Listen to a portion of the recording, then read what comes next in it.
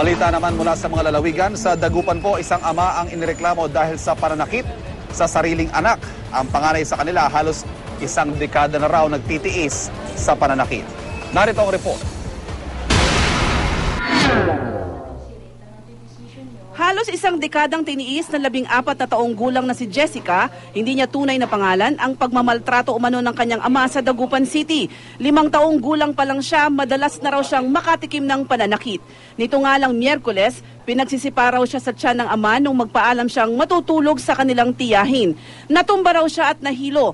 Sinasaktak din daw ang 12 taong gulang niyang kapatid at ang 8 taong gulang nilang bunso. Ang kanilang ina, hindi na matiis ang nangyayari, kaya nagsumbong na sila sa pulisya.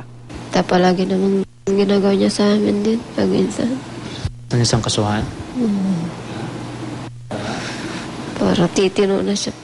Ganito rin ang nararamdaman ni Jessica. Gusto ko naman po makulong. Kwento na isang kagawad sa kanilang lugar, madalas daw ireklamo ang sospek ng panggugulo. Magulo talaga siya. Doon sa loob lang ng bahay, ginugulo lang niya yung mga anak niya doon sa... Kasi minsan nagre-report sa akin, hindi yung asawa niya, minsan yung mga tiyahin niya.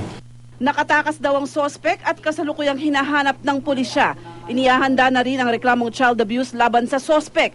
Dinala na raw sa City Social Welfare and Development Office ang mga bata. Ana Mari Balane, Fudranan, GMA News.